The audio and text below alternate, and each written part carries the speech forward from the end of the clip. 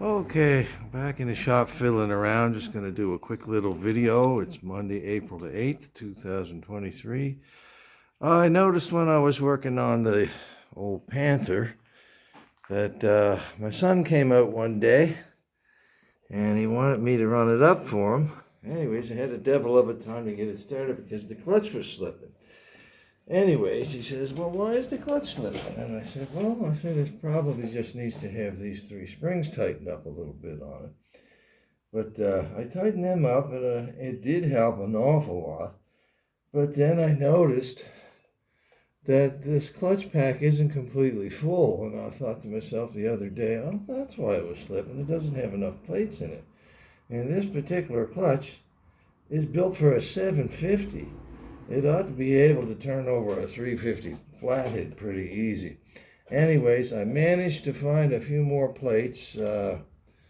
Here's some of the other ones. I cleaned up the nicest looking steel plate in the lathe. That only took about 5 minutes with a bit of 150 grit garnet paper.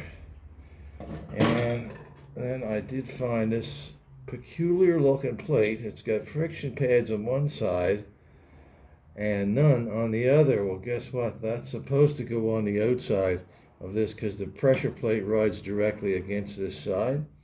So anyways, things are happening. I'm getting stuff together. I've already loosened off these three nuts so I can get them off easier for the video. I'm going to try to do this in one video because it makes it a whole lot easier for me anyway. So there's number one and the spring. I'm just going to put them in this little bucket right here. I'm going to leave those cones in there because I don't really need to take them out. As long as they don't fall out, they can stay right where they're at. So we'll take out number two here. There, things are already feeling looser with two of the springs removed. And last but not least, this one's a bit tight, so it's going to give me a little more of a hard time going on and off. I'll make sure I spray a little rust checker, some sort of a lubricant on those threads before I put it back on. Come on, baby. Stop turning until I get you off. I've already loosened off that adjuster nut too because that's going to need to be adjusted after I get these extra friction plates in here. Now, come on, let's get you unscrewed from there. I've already run a tap down through that nut probably 3 times. So I know it's not the nut that's the issue as far as the stiffness goes. It's there's probably been a little bit of damage to that screw thread a little further in at one point or other. Anyway, drop that in there. I guess I should have paid attention to which one that was, but I didn't.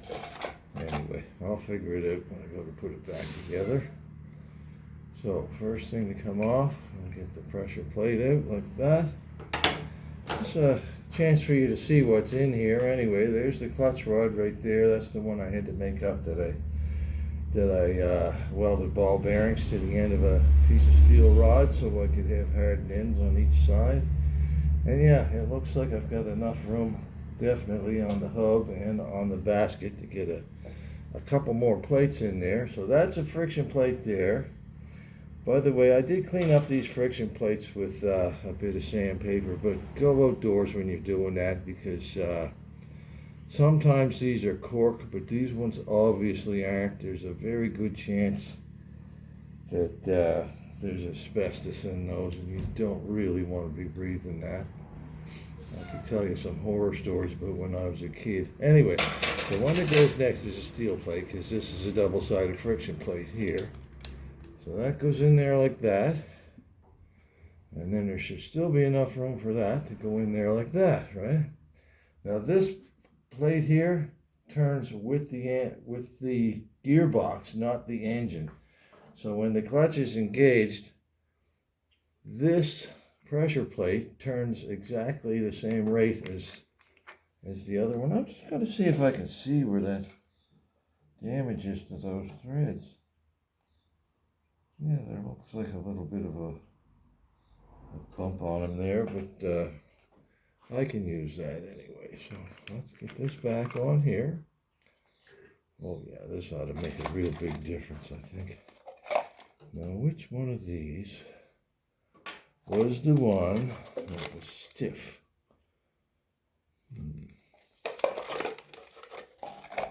Looking at the wear, I'd say it was this one here in my right hand. So, put the spring back on there.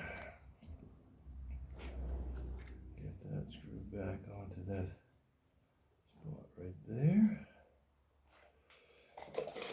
Put the next one on.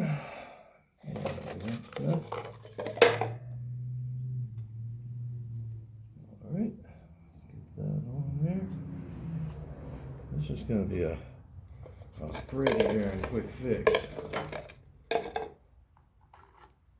Yeah, when I first got this clutch from my buddy Gary there, this side was, it had a friction plate, a double-sided friction plate sticking out there on it. I was wondering why have they got that pressure plate sitting right against the friction disc, because it doesn't make any sense.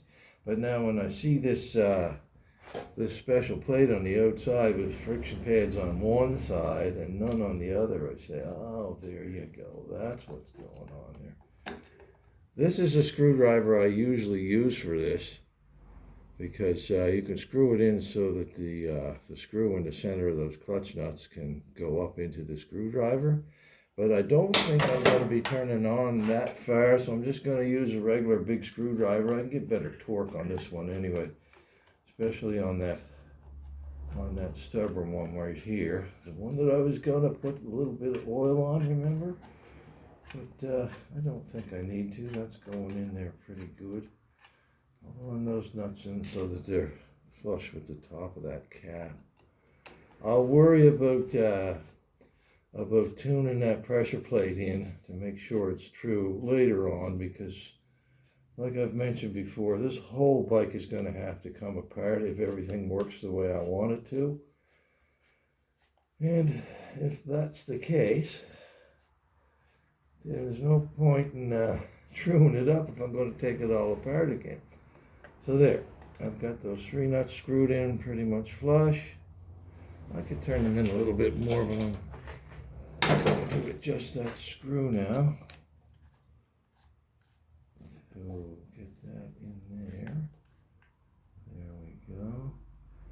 That's just touching on that rod now, so I'm going to back that off about a half a turn.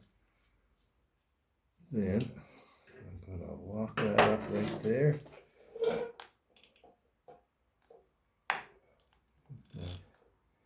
Ratchet on there and get that a good sharp crack, and that should do it. Let me check the clutch. I don't know if you can see it or not, but the clutch is definitely moving in and out like it should. Alright. And now, if I go over to the other side and push down on that kickstart lever, I should be able to turn that engine over with no slippage at all. Move the HIS a bit here. Alright, let's see what we got this time. Oh yeah, there's no slippage there at all now. Now I'll release the clutch, and you can see that it's turning now without turning the engine. So that's working like it should. Good. That's a problem solved. So the next thing that needs to be done to this old bike is going to be those front forks. I have to take them off and find out what's going on in those, because sometimes they'll hold air for 6 weeks and other times they'll hold air for 60 seconds. And anyway, like I say, they're worn out. The bushings are bad in them, I know that, and if they're a little bit bent, this is a great time to straighten them out and that sort of thing. I do not know if I trust that air ride system enough to try it again, because I do not like the idea of suddenly losing air out of them forks when I'm driving it. I might see about maybe just fitting a set of springs in there. Anyway, that'll be for the next video. Anyhow, if you enjoyed this, you can like, share, and subscribe if you want. That way, when there's more of these silly little videos going up here in the shop. You can see what I'm up to. Anyway, I forget which number this was on the Panther, but like I say, the Panther's on the back burner right now, but I still get at it now and then between other jobs. I think the next big job I'm going to get in here is the Yamaha 650. I'm going to be doing the wiring on that one. It's, what is that model? It's one of the later ones, an 81, I think. They called them a Heritage Special, I think. Anyway, it's not like my old one. That one's actually a 75. And oh my God, that thing, well, frankly, I destroyed it. But I brought it back to something that resembled a British bike, and it's back to being as rideable as it was when it was originally new. I just wish I knew then what I know now as far as doing customizing jobs and that goes. Like I said, I kind of destroyed it when it comes down to doing stupid things to motorcycles. Well, I made the t-shirt and I wear it every day. But anyway, I hope you liked the video. Thanks very much. Have a great day.